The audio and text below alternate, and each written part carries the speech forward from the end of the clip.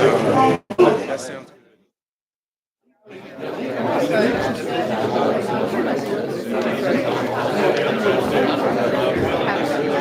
All right, guys.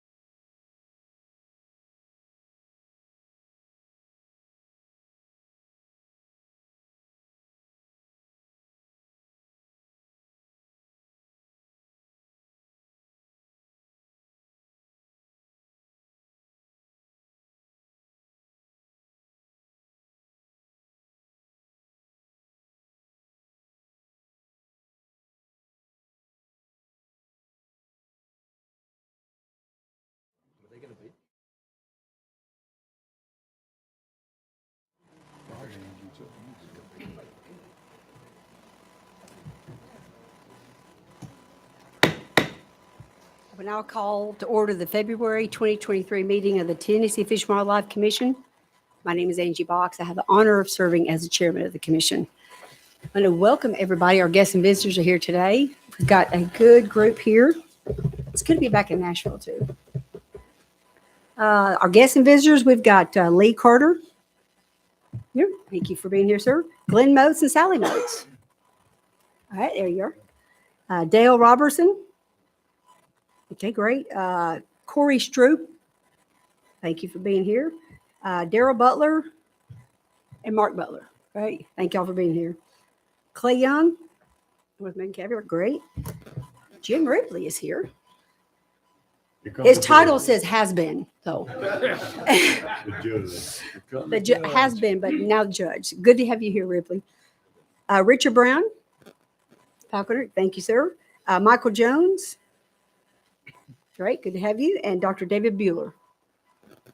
All right. Thank you for being here, everybody. We are going to, this time, ask Ms. Jeanette, if you please call the roll. Jimmy Granberry. Here. Tommy Woods. Here. Monty Ballou. Here. Stan Butt. Here. Wally Childress. Here.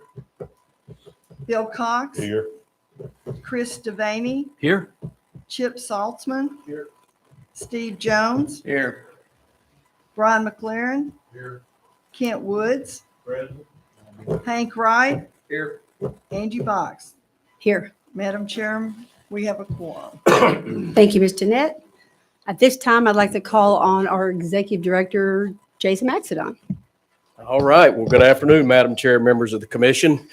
This meeting is going to be bittersweet for many of us. We are going to be seeing several sitting commissioners that this will be their last meeting, and this is going to be a time of celebration, so we're very excited about that. Don't cry, Madam Chair. So we're going to be recognizing Madam Chair Box, Commissioner Brian McLaren, Commissioner Kent Woods, Commissioner Steve Jones, and not only these commissioners, we're excited today to have former Chairman Commissioner Jim Ripley with us.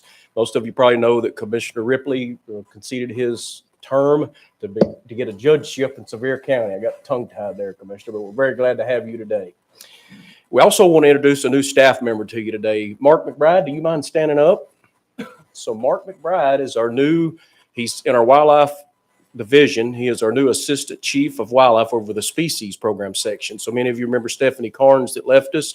Mark took Stephanie's place, so he's going to be over that species program section. Mark brings a lot of experience with him. He comes to us from Florida Fish and Wildlife, where he was a waterfowl coordinator and spent many time as a small game coordinator there. So welcome aboard, Mark. Thank you for joining us.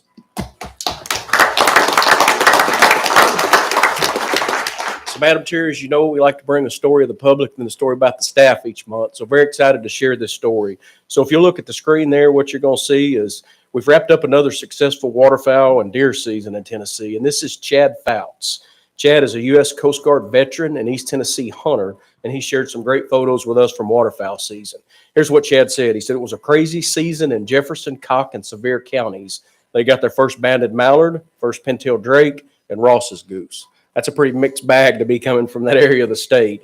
He said he never thought that he would see a Ross's goose in East Tennessee, and he said that was very exciting for him and his friends. You know, we primarily talk about duck hunting in West Tennessee, but it's always good reminder that we have passionate duck hunters across our state. So congratulations to Chad. As far as staff recognition, we've got two special folks with us today. I'm going to read a few things about them, but most everybody here knows Lieutenant Colonel Glenn Moats. Many of you may or may not have met Miss Sally, but we're going to recognize Miss Sally today also. Lieutenant Colonel Moats just retired from the agency, and he tried to slip out really quietly. He didn't want to have much of a retirement party, but he's going to be recognized tomorrow by the colonel. But today I wanted to recognize him for something that he got started in the agency that is near and dear to my heart. I think it's a really great program for the agency. In 2014, Lieutenant Colonel Glenn Moats led the creation of a chaplain and peer support program for TWA law enforcement officers. Not only has this program offered support to our TWA family, it continues to provide spiritual and emotional support for the family and friends of those who have been involved in boating and hunting accidents and fatalities. And there's nothing like being with a family during a fatality, spending time with them in prayer, being with them during that moment. So that's a tough thing for officers and also a tough thing for those families. Lieutenant Colonel Moats, along with his wife Sally, have been instrumental in providing leadership and oversight to this program. Under Lieutenant Colonel Moats' humble leadership, agency chaplains have been trained in critical incident stress debriefings, stress management for law enforcement officers, and have been certified as law enforcement chaplains. I want to read a quote from Lieutenant Greg Barker, who stepped into the role of agency chaplain in Superior Port support. He said, "Our agency is better because of Lieutenant Colonel Moats' faith in action. His transparency and attentiveness to the needs of others has made those around him more resilient. He has brought hope and strength to the countless officers and families that he has ministered to in their times of need." Our officers face many challenges, as you know, in the line of duty, and I'm grateful to know that they have the support and guidance of a strong man of faith like Lieutenant Colonel Glenn Moats. We're going to hear more about him tomorrow when Colonel Ryder recognizes him, but it's safe to say that we're going to miss you, Lieutenant Colonel. At this time, I would also like to ask Miss Sally to come up. So Miss Sally is always alongside Lieutenant Colonel Moats when he goes out and does debriefings. They also send out scripture verses to our officers on a regular basis, and these are shared with me. It's something that I use in the mornings to start my mornings a lot of days is the scripture verses that they send. So I'm very thankful for the spiritual guidance that you've given us, and I'd like to ask both of you to come forward. We're going to present Miss Sally with a plaque. The Lieutenant Colonel's going to get his tomorrow, but we want to recognize Miss Sally today.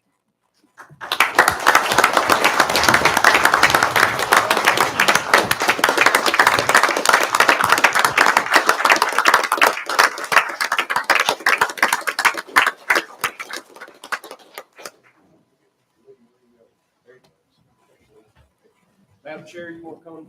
Yes.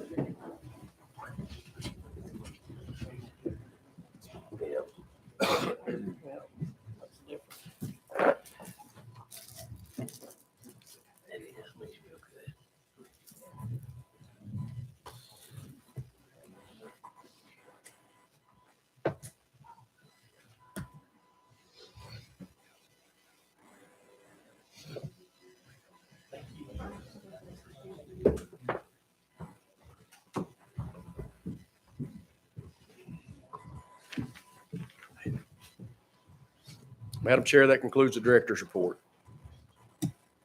Thank you so much, Director Maxon. At this time, I want to see if there's any announcements from the commission. Yes, any more announcements from the staff? Oh. Couple of visitors. Okay, great. They can sign that. And Mike Butler just joined us, the Tenant Federation. Thank you for being here. There he is. Okay, with that, we're going to hear from several committees today. We have Budget Committee, Wildlife, Fisheries, Retention and Recruitment, and Communication. So with that, with our committee chair, I will call on Chairman Steve Jones with the Wildlife. Thank you, Madam Chair. First thing we've got is Dr. Dave, also known as Deadeye Buehler from the University of Tennessee, to give us an update on the Quail Research Project.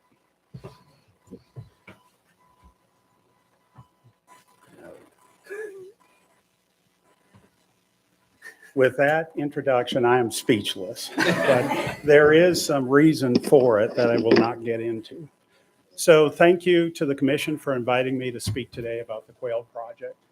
A little over 2 years ago, we had a meeting in Bonheur of old, desperate bird hunters.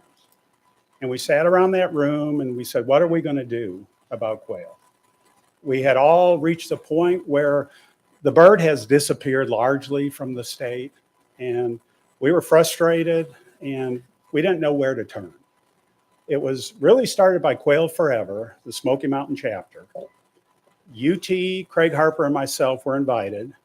Brandon Ware and Wally Akins and Aubrey Deck and Bill Smith, the East Tennessee wildlife staff were there. And we decided we were going to make a concerted effort to address this issue in Tennessee on state wildlife quail focal areas. And this, I don't want to call it a last-ditch effort, but we're all old. So for us, this was it. This was it. It was a day of reckoning, and we asked the commission to give us a shot. We didn't know if this was going to work. Truthfully, I shouldn't say that in front of the commission, but we did not know if we could catch enough quail to monitor those populations and actually do something about it in terms of habitat management. So I'm here to report to the commission and to you folks in the audience that we've learned a lot in the 2 years we've been in the field. And that the short story is we've shown the way. We can manage quail successfully in Tennessee if we put the time and energy into it in the right places at the right time. And the report I'm providing is going to demonstrate that to you. So I'll provide an update on where we are today, and then I'll go further and talk about where we want to go tomorrow. We have set the stage to take quail management to a level that it has not been in the last 30 years in Tennessee. And I am really excited to be here to share that news. So a lot of you might have seen this picture of doom and gloom. Back in 1980, Tennessee had 80,000 upland game bird hunters, and they shot almost 2 million birds. There were more quail hunters and more birds harvested than practically anything else other than maybe squirrels and deer. But during that time, in 1980, the population has gone down. And unfortunately, this is my career right here since 1980. I've been at UT now, this is my 32nd year. So while I've been at UT, while many of you in the room have been working diligently to restore wildlife and promote conservation, this story has been going on. And there's been a lot of effort to address it. And I guess at this point, I would say it was somewhat misguided and clearly unsuccessful. So this remains one of the most important challenges left on the table for wildlife conservation in the state. If we believe our state game bird is worth saving and restoring, and if we want to maintain the heritage of upland bird hunting in Tennessee. So our goals were, number one, provide leadership. We need leadership on these issues for people to step forward, step up. And then UT, what are we good at? Monitoring birds, that's my specialty. Technical assistance with management, and that's really what Craig Harper, my co-investigator, works on. And so our vision then is to take the focal areas, and we are making them show places for quail management and also providing the blueprint for others, state and private landowners, for how to do this. What does it take? What does it cost? So here's our three focal areas. From West Tennessee to East Tennessee, Wolf River, Bridgestone Firestone, and Kiker Bottoms. And these are the areas that the agency picked out, I think 7 or 8 years ago, as the best places in the state to work on quail restoration. Our objectives, document the quail populations, document reproduction and survival, the basic vital rates, document the habitat conditions, and then Craig Harper worked with the managers on each area to develop a up-to-date, contemporary, intensive quail management plan. Then finally, right now, we're still evaluating the success of these efforts. So these first 4 objectives are largely done. So we're, arguably 80% of the way to conclusion of this project. So when you do this kind of research, you've got to catch birds. And we used a variety of traps. They were baited walk-in traps of one design or another. And then when we caught birds, we would put a necklace radio transmitter on them. Then we could follow them wherever they go. This is one of my field assistants who's now a Quail Forever biologist, Paul Underwood, with a hen bobwhite in his hands, putting that necklace on. And then the fun part about it is when you catch these birds, you get to let them go. Wolf River Wildlife Management Area, Quail Focal Area, and we're here with the UT team with a couple of great volunteers. And we are happy this day. Lucky this morning to catch a covey of birds, and they've been radio tagged, and we're going to release them, and then we'll monitor survival and reproduction and habitat use over time. You ready? There you go. Go, buddy. Good job. So that morning was 3 weeks ago at Wolf River. We caught a whole covey of 9 birds, and I just happened to be out there. We had a couple of volunteers with bird dogs. We use bird dogs to locate target coveys, then we go in and try to catch them and radio tag them. So I was tickled to death that day, and that was my wife doing the cinematography. So we do standard radio telemetry. We're out there every day monitoring birds, survival, home ranges, habitat use, brood survival, and then fall covey counts for estimating population. So here's the numbers, kind of the nuts and bolts of it. We began 2 years ago from right now. We got started. We have spent over 20,000 trap nights catching these birds. A trap night is one trap on the ground for one night. So I don't know how you divide it into 365 or 723, but that's a lot of effort to trap these birds. Our trap success was about 1 to 1.5%. So if we had 100 traps out there for one night, we might catch one bird. But amazingly enough, we caught over 300 bobwhites and we radio tagged 227. And we've got over 10,000 locations on these birds. We've documented mortality, we found nests, we've done a lot of habitat evaluation, and we've done fall covey counts. So this is what Bridgestone looks like. The farm unit at Bridgestone is about 750 acres.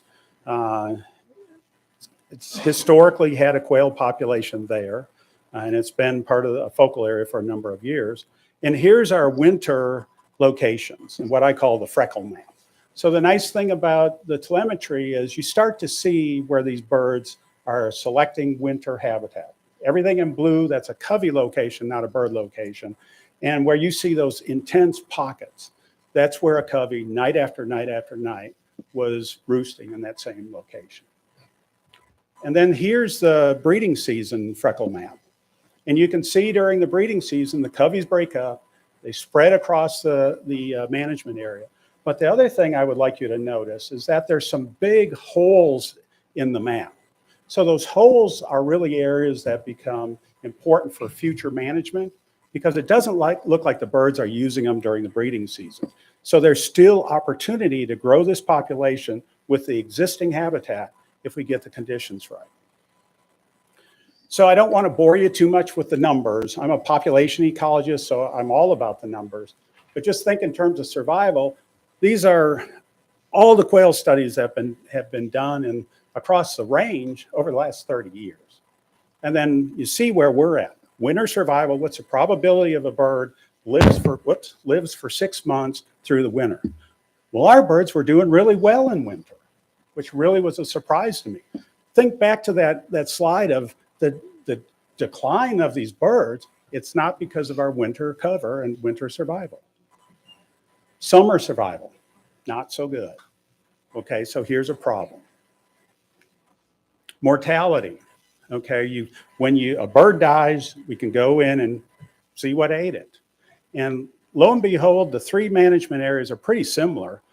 But the important thing to note is that about a third of it, at least a third of it, is mammalian coyotes, raccoons primarily, not so much raccoons, coyotes and bobcats primarily, and then also avian, number one, Cooper's hawks. So right there, we kind of have a sense that how important is mammalian predation, how important is avian predation. Nest success, remarkable. This is from this past year. And then when you start looking at who's doing better than us, Rolling Plains, Texas, which is one of the famous quail management areas where people pay big money to go to quail hunt. Kansas, another place that people go a long ways to quail hunt. So when I saw this, I was kind of amazed myself because what I knew then was that my original perception that we can't grow quail in Tennessee because our survival rates are too low and our reproduction rates are too low was wrong. The key thing that grows a quail population is nest success and chick success. And right here, we've got some of the highest rated rates as anywhere in the country. So we do these fall covey counts and we monitor the population by counting coveys. First thing in the morning, they'll call back and forth. And then we count the average number of birds in a covey. So this is from fall 22, 1 year after we started the project. And Bridgestone Firestone this year up 36%. We've got an outstanding manager and Nathan Wilhite at Bridgestone. He's done important large-scale modification of improvement of habitat, and these birds are responding. Kuiper bottoms with Bill Smith, 40% increase this year. And then out at Wolf River, Brandon Gilbert has done a lot of management, but the number of coveys has been basically level. So the other parameter we measure is what's the covey size, because there's two ways these populations can grow. You get more coveys, or you get larger coveys, or you get both. And on Bridgestone and Kuiper, we had both more coveys and larger coveys. And in fact, at Kuiper, the overall population went up almost 100%. And even at Wolf River, where the coveys were basically level, the number of birds per covey increased by 25%, and the overall population grew. So all three populations, after 1 year of intensive habitat management, actually increased. And we didn't know that that was possible. I didn't really expect it in any way. So to give you an idea of what we've done on habitat management, this is Wolf River, and this is a plan that Dr. Harper and Brandon Gilbert put together on the area.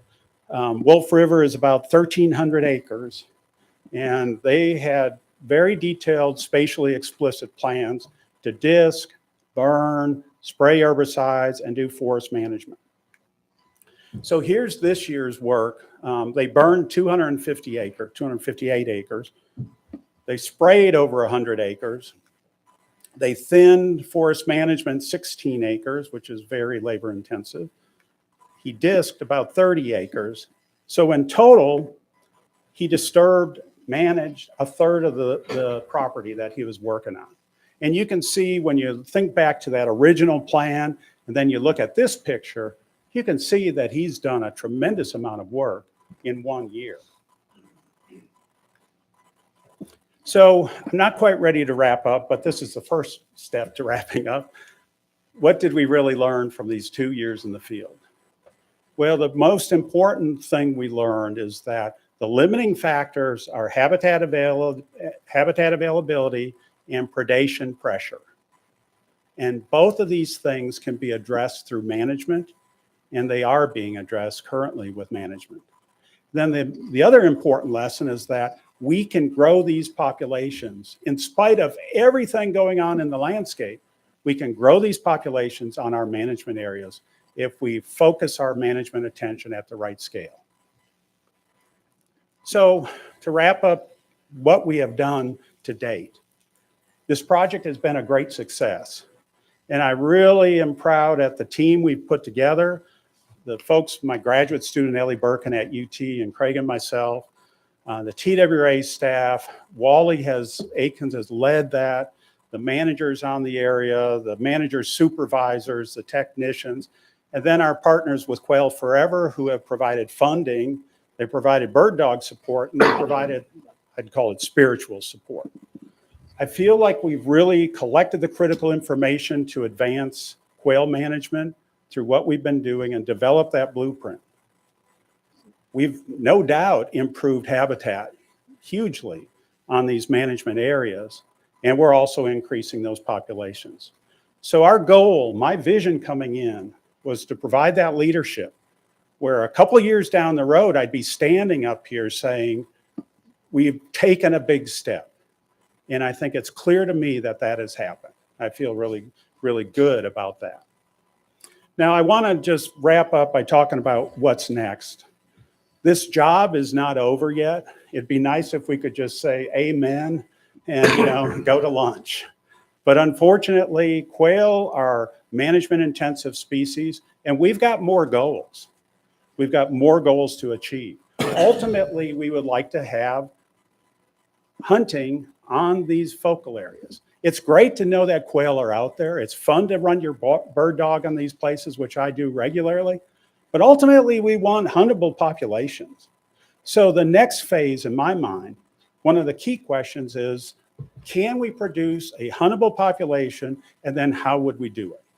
So what I'm calling phase 2, whoops, there we went phase 3. Phase 2 has 3 main components. The cornerstone of it is in the middle there is quota hunts. We want to be able to have a huntable population on at least one of these focal areas. The other key thing that needs to be done is we need to experimentally address the predator situation. And what that means is that we need to measure, put a set amount of predator removal on the ground and see how much of a benefit we get from the quail population. So how much bang for your buck can you get with targeted predator removal? And then the third piece that we're talking about is translocation. Most of the wildlife management areas we have left that have potential for quail do not have large enough populations to really fully realize that potential. So some level of translocation of birds, wild birds, is going to be necessary. And we're talking about having an experimental translocation so we can determine how to do it, where to do it, and what it will cost.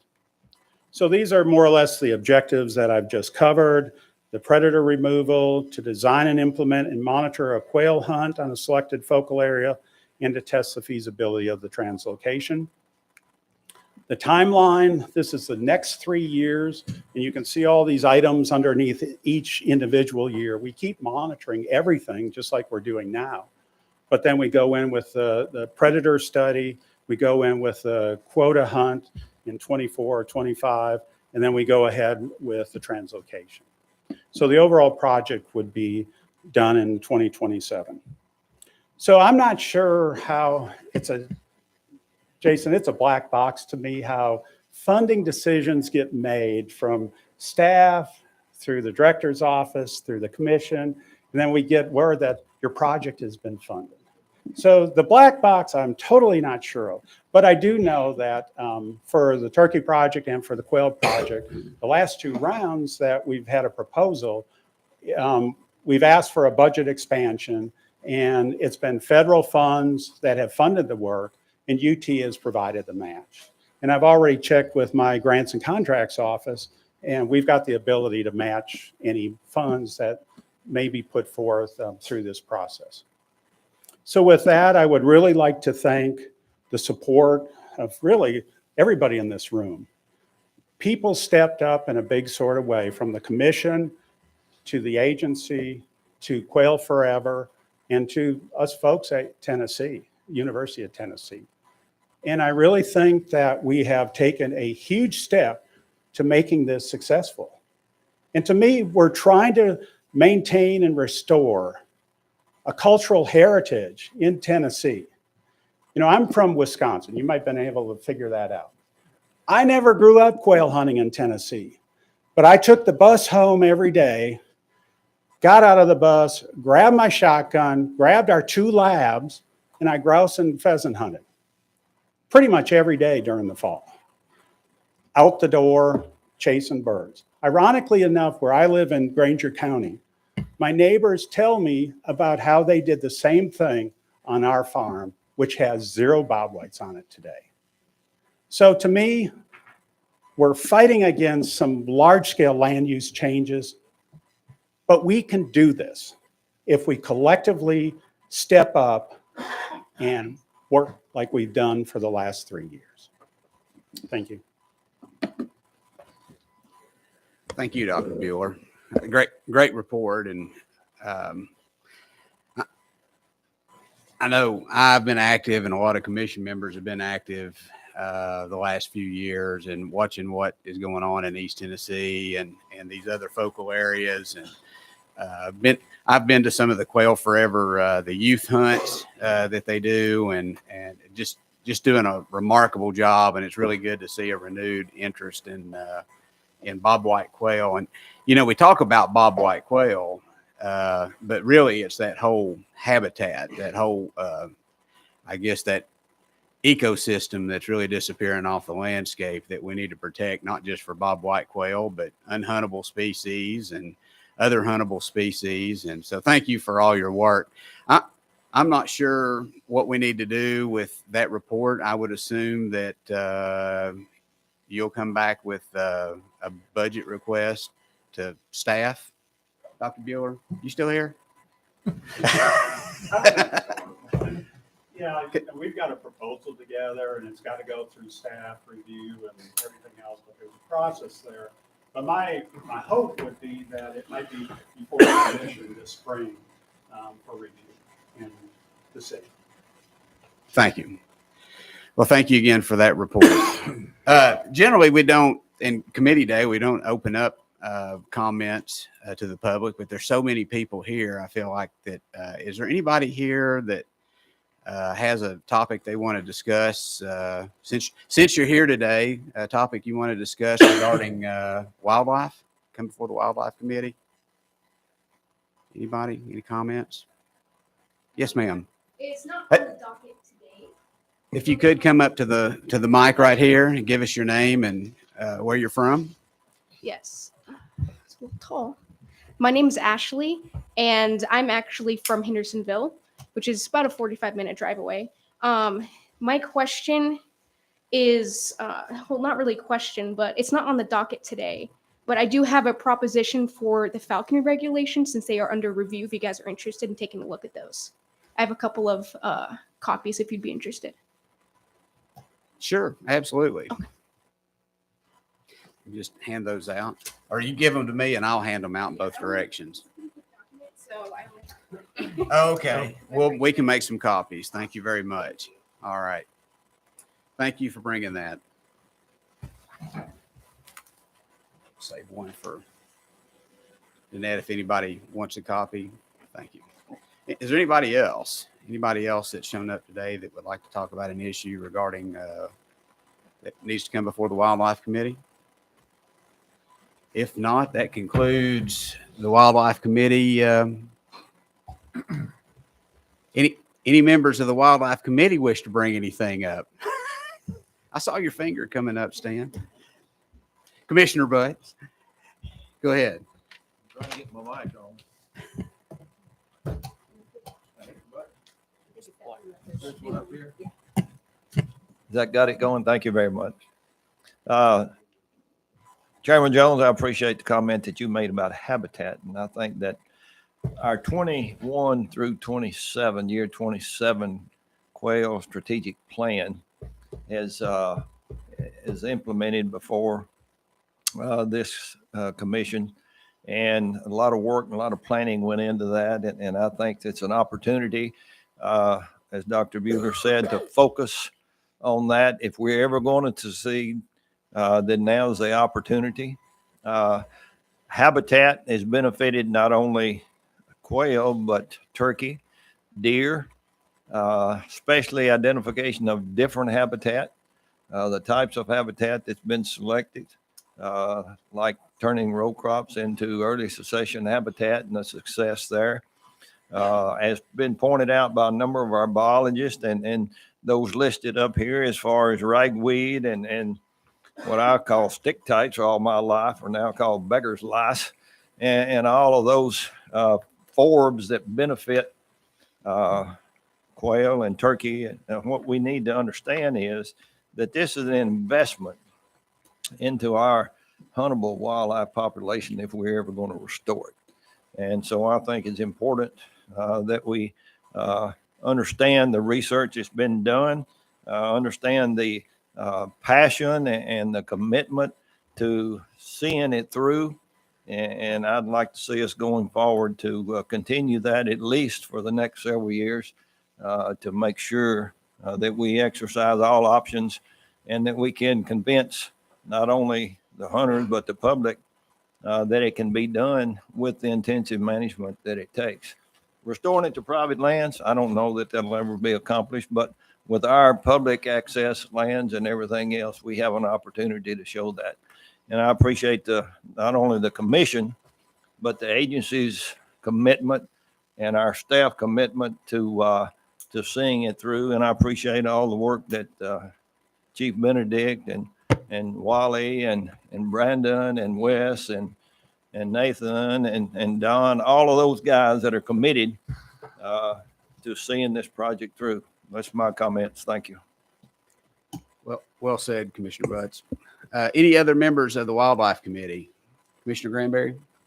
Yeah, thank you, Chairman Jones. everybody keep your eyes out. We had the opportunity, Chairman Box and Director Maxidine went to the Quail Forever banquet this past summer in Knoxville, and it was so well attended that they're trying to find a bigger spot. So I encourage anybody on this commission, if they have the opportunity to go, it's very well done, and those guys are doing a great job to promote quail. And a final note, Chairman Jones, we're going to miss you, and you've done a wonderful job this year leading the Wildlife Committee through a lot of really difficult issues, and I think we're a better commission because of your leadership. Thank you, Commissioner Granberry. So the Smoky Mountain chapter of Quail Forever's annual meeting is, Dr. Buehler, I think it's October the 12th at the Knoxville Hilton, Airport Hilton. They had to move to a bigger venue. Is he still here? I can't see him. Yeah, from he's the on podium. Okay. I think it's August the 12th is a Saturday night at the Airport Hilton this year. And it was packed last year. Good time. And they put the funds that they raised to good use. I would encourage everybody. I think that there's a youth quail hunt that they do down in Tellico. I'd have to check. I'll get that information out, but early part of March, maybe March the 4th. March the 4th. March the 4th, and it's always maxed out. They have, they take kids out there. A lot of them are shooting their first quail. They're hunting behind the bird dogs and getting to see the bird dogs point and retrieve, and all those great things that made quail hunting such an iconic sport in the South for years and years. And the kids just absolutely love it. And the Quail Forever folks and our agency folks that we have a lot of agency folks that work with that. They do a great job introducing a lot of those kids to their first hunting. So are there any other members of the Wildlife Committee that'd like to speak? Chairman Box. Thank you, Chairman Jones. I just want to thank Dr. Buehler and Wally Aikens and your whole team for the diligent work you've done. You're making good progress, and it's exciting to see that.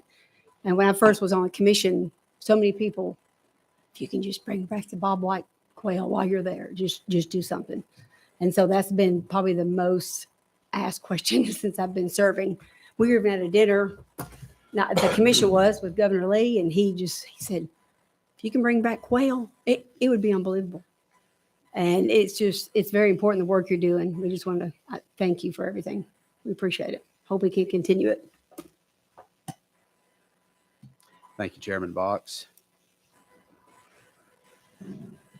I hate to ask it, those are reality questions and all this. I saw you stuck your finger up. I didn't know if you want. Well, I think a little clarification. Dr. Buehler, I'd like to ask what the ultimate goal, your goal would be at the end of this. What do you expect if this is all funded and all this goes great? What does it look like? Because we've heard 2 or 3 comments, y'all need to bring quail back and all that. Stan mentioned it. Are we or are we not ever going to have quail across the landscape in Tennessee? I'd say no. The question we're really addressing is, can we have huntable populations on state wildlife areas so that we can maintain that heritage, but, drive down the road and look what the landscape, looks like. It's unrealistic to think we're bringing it back like it was 40 years ago.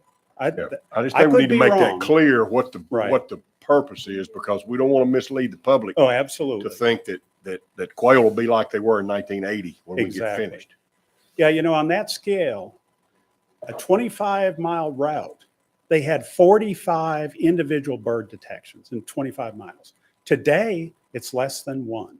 Mm-hmm. So that's why we're at the point now that right now, state wildlife areas, state quail focal areas, to make them successful. And we'll see where we go from there. But if we can do that, we'll at least have maintained that heritage at that level. Thank you, Commissioner Cox. Monty? Don't really have a question. Sorry, Commissioner Blue. Yeah, Monty. I really don't have a question, but just a comment. and I don't know if it's feasible. Not a big bird hunter. I've shot probably less than 10 wild quail my entire life.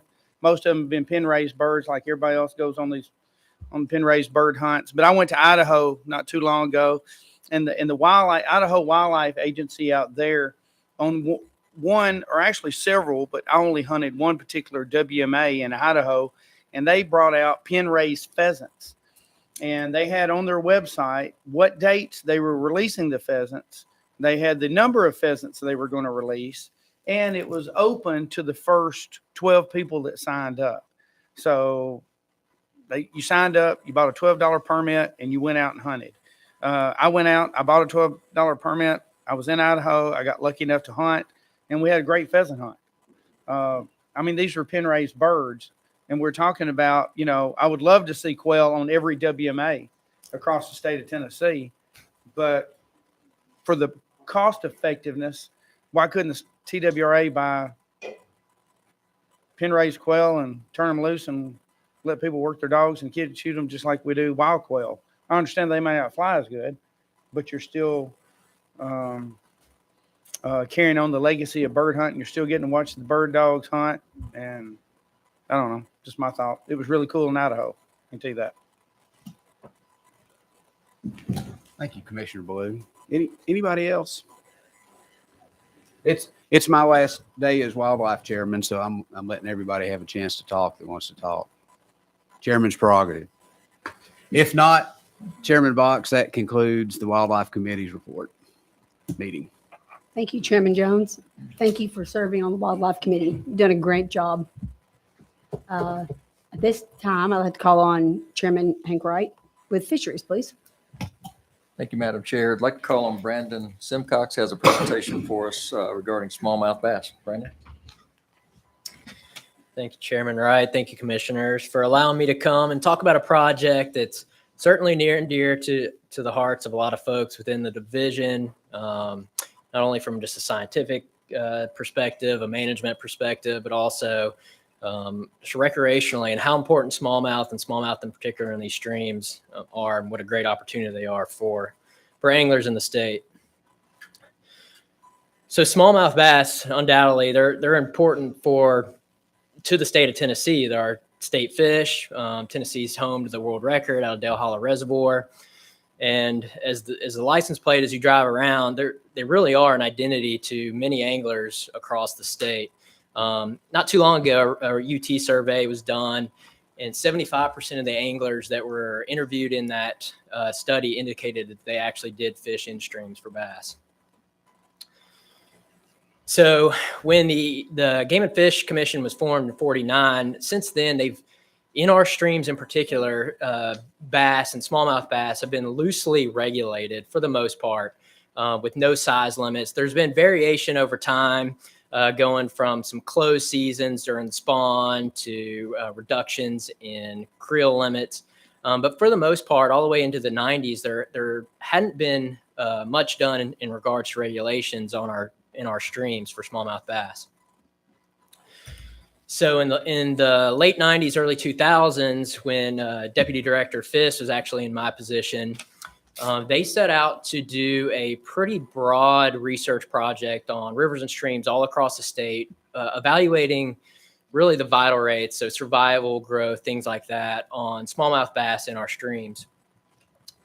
And in that project, they relied on a modeling technique to evaluate how potential exploitation rates based on the population information would impact regulations. So if we propose regulations, how would that benefit the population? Region 4, so East Tennessee, kind of took hold of some of the results from this project and did start adding some length limits and protected minimum size limits, protected length limits on streams in East Tennessee. But one of the main charges from Frank's project was that additional research really still needed to be done to really understand how fishing mortality actually does impact these populations. And for any regulation to really be impactful, restrictive regulation, you need harvest to be happening, and you restrict that to then actually impact the population. So to back it up just a little bit, So the history of just bass harvest in general. So historically, harvest was the primary ethic among anglers. You go out, you would get your stringer, come home, cook a big dinner. So in 1971, Ray Scott formed BASS, the Bass Angler Sportsman Society, known as really the father of modern bass fishing, made bass fishing what it is today. We're in regards to tournament. He went fly fishing in Colorado with the Federation of Fly Fishers, and he's quoted saying from that trip, he's like, I saw the excitement of those trout anglers when they were releasing those puny little trout, that he thought to himself, what would people do if they saw people releasing 5 and 6 pound bass? And so that next year, BASS, Bassmasters, all that, they started a campaign for Don't Kill Your Catch. And so throughout the 90s, fisheries biologists began really documenting this major shift in ethic among anglers to this catch and release ethic. And in the early 2000s, on some of the streams, we were doing some creel surveys, and we did document that catch and release was what anglers were primarily doing. But really, if we think over the last couple decades, has anything really changed? The agency has done a really amazing job of getting more public access in places that haven't just really historically had it. So we've got boat ramps, canoe access points all along rivers and streams all across the state. And in at least the past decade, we've really seen this big jump in popularity in personal watercraft, so canoes, kayaks. And so a lot of people have them. There's a lot of people on the water. And then if you just, kind of start looking at what's becoming mainstream, if you go on to YouTube, which is really popular, and you just type in smallmouth bass catch and cook, there's dozens and dozens of videos on there. Some of those videos have 650 million views. Meat Eater and just the umbrella of Meat Eater and all the shows that they produce that promote conservation, but also like culinary skill of your catch or kill, have really kind of, in this locavore movement as well, have really kind of maybe potentially shifted things where we're coming back around to maybe harvest might be a little bit more oriented than it recently has been. So for this project, really the main goal was to get at what Frank had charged in that last report, was that we wanted to estimate fishing mortality of smallmouth on our streams across the state. But we also wanted to get information just on catch, release and harvest rates, some ancillary movement data, and also understand who are our anglers on these small streams.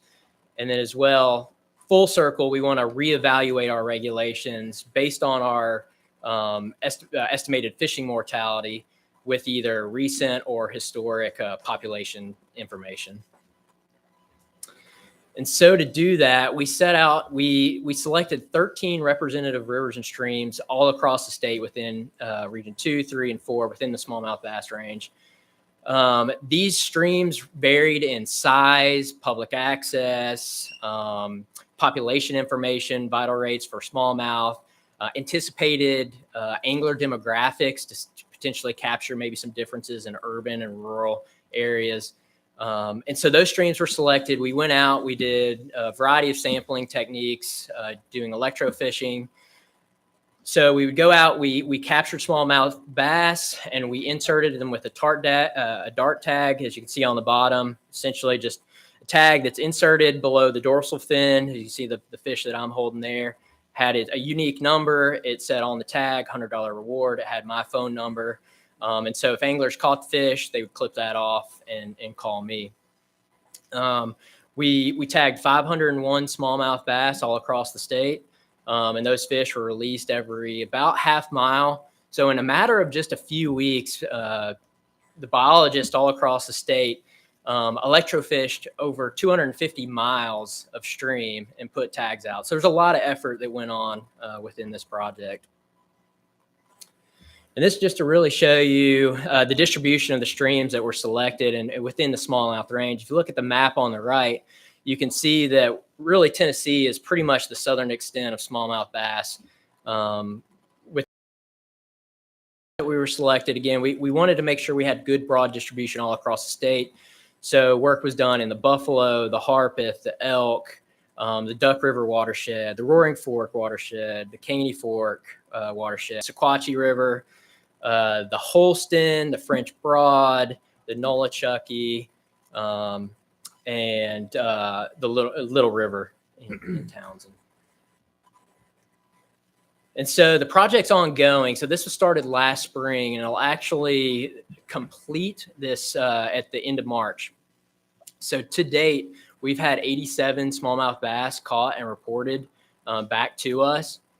So of the fish that were legal to harvest at the time they were captured, because remember in those East Tennessee streams, there was some protective measures going on there. Only 10 of those fish were actually harvested. They averaged about 14 inches, and really the minimum size was about 12 inches, and they harvested them up to 18, 19 inches. One of the things that we wanted to ask as well is, did that fish having a tag actually influence their decision to harvest the fish?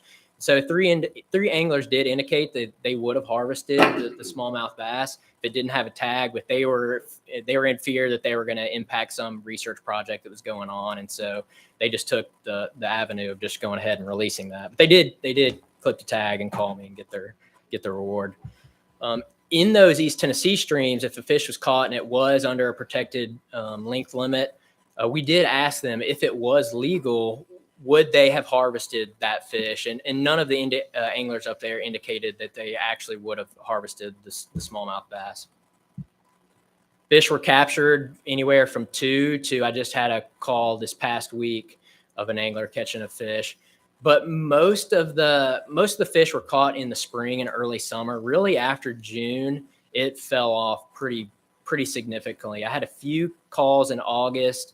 And then it pretty much went dry. I had no calls until February. So angling appears to maybe hopefully start picking back up. And as I mentioned, some of the movement information, again, it's kind of ancillary. You know, we know the location that we tag the fish and put it out, but we also, and then we get the information from the angler where they actually captured the fish. And so fish were on average about 3.5 miles. Smallmouth were about 3.5 miles from where we actually released the fish. The majority of those fish, about 45%, were within a mile of where we actually released it. However, about 10% were actually caught by anglers over 10 miles from our release location. And this one in particular is amazing and probably one of the furthest smallmouth movements in streams that I've heard of or seen in the literature. But this fish, if you're familiar up in East Tennessee near Kingsport, this smallmouth bass was tagged in mid-March downstream on the Holston River downstream of Burgoynesville. And 47 days later, this fish was captured 43 miles upstream in Virginia. So if you follow there, the orange, he's moving upstream at some point during that time and ends up going up the North Fork of the Holston River, crosses the state line indicated in purple, and is caught like another 10 miles up into Virginia by a fishing guide. He was doing some scouting, and when he called me, he was very concerned that I was going to start telling people and making it known the stretch that he fished, because he's one of the few guides that actually fishes that stretch of water. But that fish moved almost a mile a day moving upstream. In 47 days, moved 43 miles. So pretty amazing. So, you know, what else have we learned so far? Again, when I'm talking to these anglers, there's a lot of information that we want to gather other than the important stuff with the population level and harvest and all that, but just kind of get a feel of what anglers are doing out there. And so the majority of the fish caught in these streams were caught on artificial baits. And to throw a nugget, if you don't know, it's certainly the color I go to, but green pumpkin color was by far the color of choice by almost all the anglers that caught on artificial. So also, you know, a lot of these streams, they are wadeable, some are boatable, but pretty much the majority of anglers were fishing from a canoe or kayak, that caught these fish. Another 35% were either wade fishing or fishing from a bank. And most anglers are utilizing the public access that the agency and other partners have really, you know, put on the landscape. And then 15% of the anglers were utilizing kayak rental companies. I will say the majority, or pretty much most of those, came from just one river on the Buffalo. But they're, but certainly, providing, an opportunity for anglers to get out. Another really just fascinating thing that we saw from this, and really shows how important maybe these streams are to not only Tennessee anglers, but anglers from all over. We had, out of those 87 fish, anglers from 9 different states actually caught and reported a fish. So Alabama, Arkansas, Indiana, Mississippi, Nebraska, North Carolina, Ohio, of course, Tennessee. The Virginia angler, of course, that's a caveat. That fish was caught in Virginia, but in West Virginia. And many of those out-of-state folks, they're either coming for like most of them or all of them are coming specifically to smallmouth fish in Tennessee. Many of them are coming to either camp and do like a kind of a meeting point for people all over the Southeast, to friends to get together, or they were coming to specifically get a fishing guide and go fish. And so 5 anglers were utilizing guides from Indiana, Mississippi, Nebraska, North Carolina, and then the fishing guide on his trip caught one. Also, we really want to gauge just how do our anglers feel about current smallmouth fishing on these water bodies. And so we asked the anglers to rank their satisfaction, and on average, they ranked it a 4.24 out of 5. So their anglers are extremely happy about these opportunities that are out there on the landscape for smallmouth bass fishing in the streams.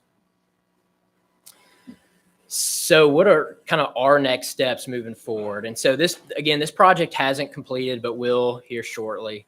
And the goal of this project is really to get a broad statewide view of just smallmouth bass catch and release or harvest ethic on the landscape.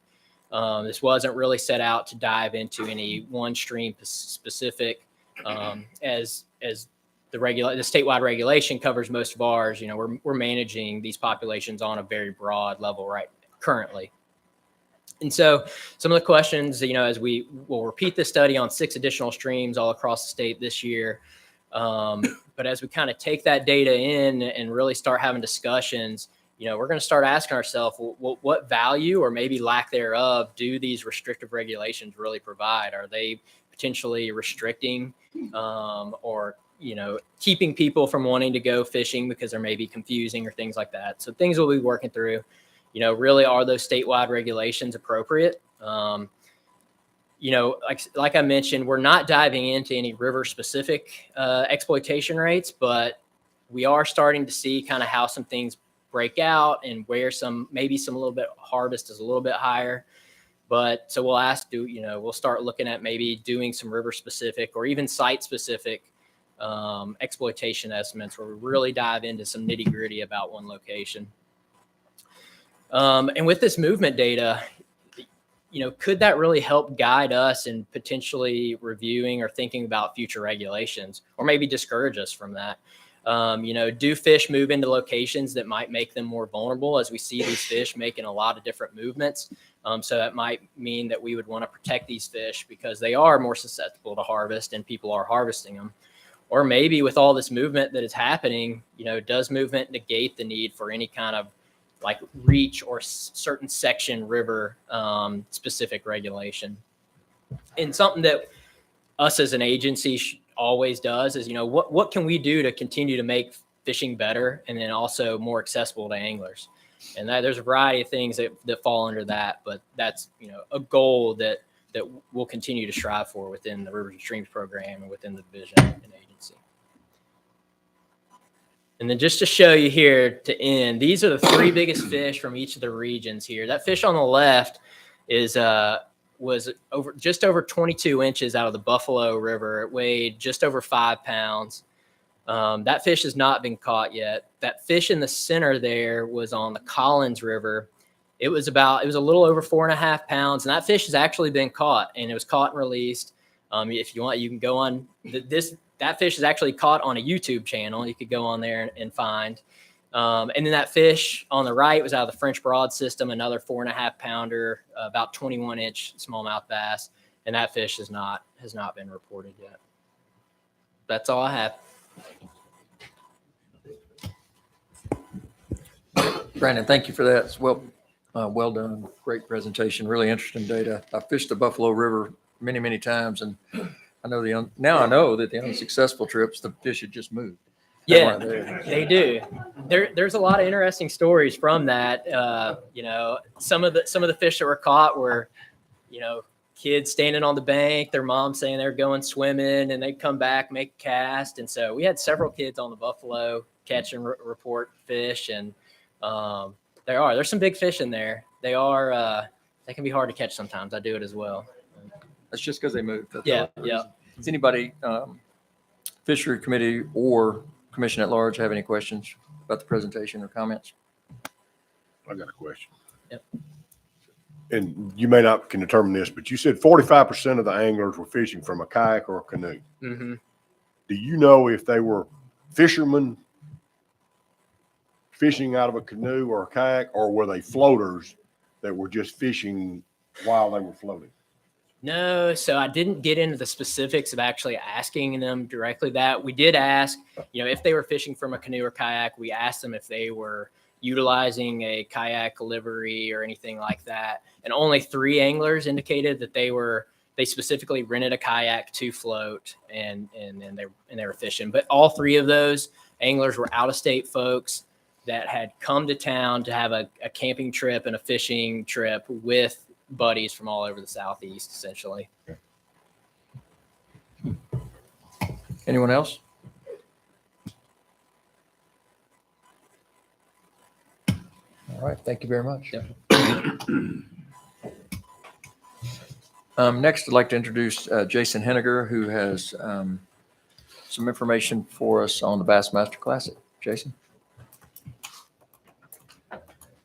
Thank you, Chairman Wright. Thank you, Commission, for allowing me to come today and really just simply remind everyone that the BASS has chosen Tennessee this year for the 2023 Bassmaster Classic.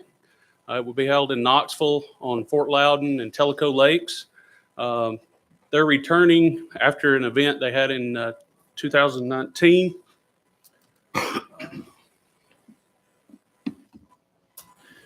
And the 2019 event was a record-breaking event for attendance. That was broken last year with the Greenville, South Carolina event, but only by a couple hundred attendees. So we're looking forward to taking that record back this year. And this will be the 4th time that the Bassmaster Classic will be held in Tennessee. And last time it was, or in 2019 when it was held here, it generated about a little over $32 million in economic impact.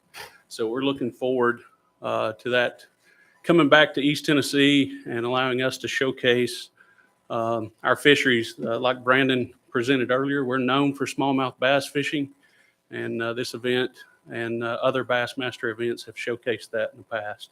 So we're looking forward to that. Agency involvement. We're busy planning different things that the agency will be part of. Of course, our fisheries division will be part of the fish care and release.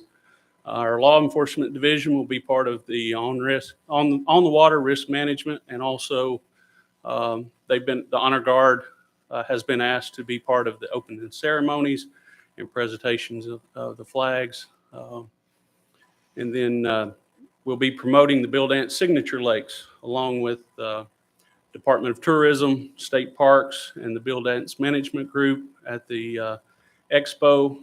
This year's expo sold out pretty soon after they announced the location. So that will be a sold out expo. We'll be full of vendors promoting their wares there. And then we also have been asked by Tennessee Valley Authority to assist with answering questions about the local waters and regulations at their booth as well. So we'll have fisheries staff that will be helping TVA out at their booth with answering questions. And then we'll have our Hanni staff doing outreach and education at our outdoor expo as well. They're planning, I think, an archery booth there and the wildlife trailer to promote the resources across the state. And then they're planning a fishing pond that some of our staff will probably be helping with as well for the youth. But it's just coming today to remind everybody that the Bassmaster Classic will be March 24th through the 26th in Knoxville, Tennessee.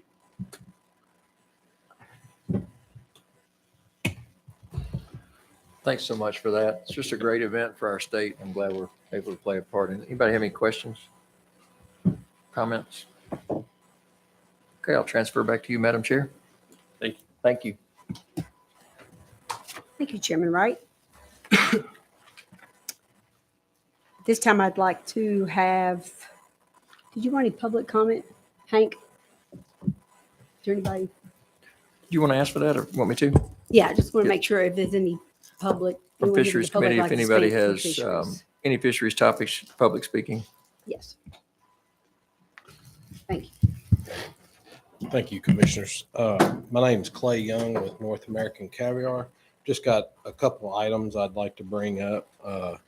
Most of y'all know last week we targeted Pickwick Lake for Asian carp. We sent my son-in-law down with a sample boat just to do a small set, see if they were there. He caught 2,500 pounds real quick, came back. We went back 2 nights later and caught 16,500 pounds in a very small area. And one of the things I would like to ask for, if we could discuss this, maybe this meeting or the next commission meeting, is about making 5-inch gill nets legal just on Pickwick Lake for those fish, because we had I think it was a 23-pound average down there. They're pretty big.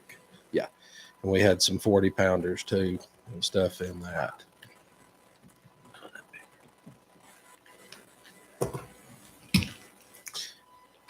And my second item is discussing a cap put on non-resident license, commercial license in Tennessee. The carp program that we have now surpasses all the other states. We remove more fish with less money. We have the right amount of fishermen in the state right now. They work with sport fishermen. We have no problems or anything. And when you have, as this program gets bigger, you have companies that want to come in and open up to buy fish and everything. And that's great and all, but they need to work with us. And they're wanting to bring in 20 to 30 non-resident commercial fishermen on the Mississippi River, also on Kentucky Lake. You have resident fishermen that have fished in these areas for 30 and 40 years. They have 50. They have 6, 7 family members that fish in these places. You bring these non-residents in, what they end up happening is they push the residents out of these areas, and they're not going to stay. They're going to fish for a while. They'll, maybe a few months out of the year, they go home. The company that I'm talking about, they have asked for shocking to be tried in Tennessee. Seining, well, those are illegal right now in the regulations that are in Tennessee right now for commercial fishing, and there's reasons. Shocking will clear places out where you won't see fish for months at a time. And I would like to discuss on that, and maybe if the commission and TWA could discuss on putting a cap on the non-resident license. We've looked at, you can look at Kentucky, Iowa, Missouri, those states. They brought in lots of non-residents and their programs never worked like Tennessee did. So thank you. Clay, thank you. And just first, thank you for the work that you guys do, with especially all the commercial fishermen, for removing Asian carp. We would certainly have a bigger problem than we have today if not for your help and cooperation and hard work and expertise. I have a quick question before we open it up, is about the cap for commercial license. Would that be for all species, or would it include silver carp? Yes, that would be a commercial license to do anything in the state. Okay, anyone else? on the committee or commission wide? I'll just go ahead and call on Commissioner Cox. So just to expand on that a little bit, if our goal is to remove fish, why would it be, why would we want to limit the number of fishermen? Go into that, expound on that, how that would negatively affect resident fishermen. How does that? Basically, you've got people, everybody has their areas that they fish. Like I fish kind of Shelby and Tipton County. Certain times I fish on Kentucky Lake. They make their living on buffalo catfish. They catch carp, all that. When you have a swarm of non-residents come in and take that area over, they're going to push them out. Their catch rates are going to go down. The Mississippi River, I know they want a target over there, but there's only certain months out of the year that you can target Asian carp on the Mississippi River. When it raises 35 foot in the spring and stuff, it gets very hard to make a living on carp and stuff there. So they're going to move over and they're going to target Kentucky Lake. Well, you've got your certain fishermen in areas. We've got the right number that's made the program go from 500,000 to 7.5. You're not gonna see your numbers increase. You're gonna see more fishermen with less catch, and it's hard to bring new fishermen into a program. Like right now, we've got 4 or 5 younger fishermen, and they're wanting to come in. That they have to.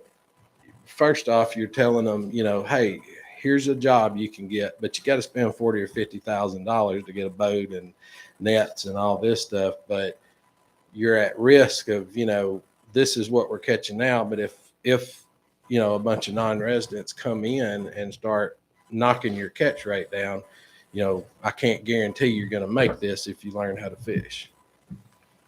All right, so you're saying the non-resident fishermen basically would destroy the resident fishermen's livelihood, where they might just quit. And then if this group leaves, and I'll use the analogy of Walmart moves in, puts all the little hardware stores and sole proprietors out of business, and they decide they're going to leave, then you've destroyed your consistency of your resident fishermen to catch fish. Yes, and we are not against a new business. It would be great if a company came in and bought fish from us and stuff like that, but you need to do it like we do. We work with what we've got here in the state of Tennessee, not bringing fishermen from Florida and Louisiana and other places to come up here and try to change our methods on that. But are you getting new fishermen, resident Tennessee fishermen? Yes, yes.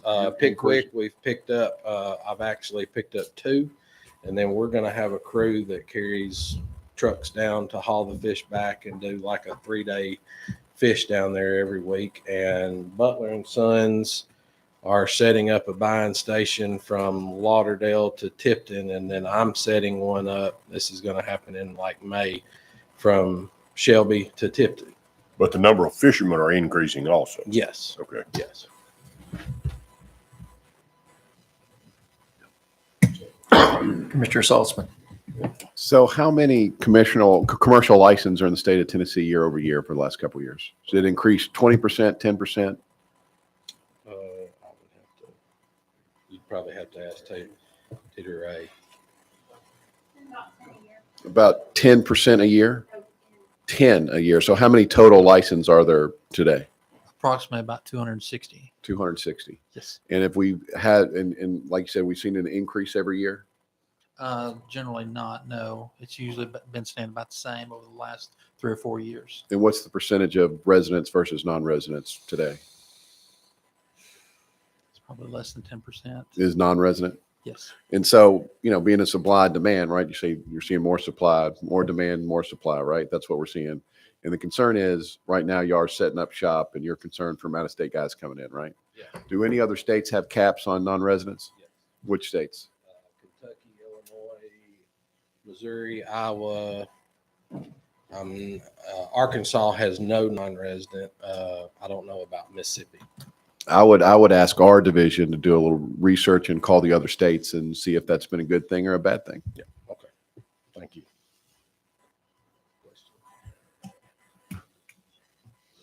Any other questions? Commissioner Blue? Yeah, I would just like to say, I know several of you all have gone out, but Commissioner Cox or Commissioner Saltzman, if anyone hadn't been out, he lives like 4 miles down the road from my house, and I've been out multiple times on Barkley and Kentucky and everywhere else with him, and they run a heck of an operation, and it's just unbelievable the amount of hard work that they put in. When you say they've called, what was your big night at Pickwick? It was 16,500, and we cut maybe a 500-yard spot, Right. 300 yards wide off. So it's a lot of fish. That's a lot of work, gentlemen, Yeah. ladies and gentlemen. That's a lot of work. I'm just telling you. Unless you slung 16,000 pounds of fish, and I haven't. I maybe slung 100 pounds, but it's a lot of work. About 60. Okay, 60. I'm trying to help.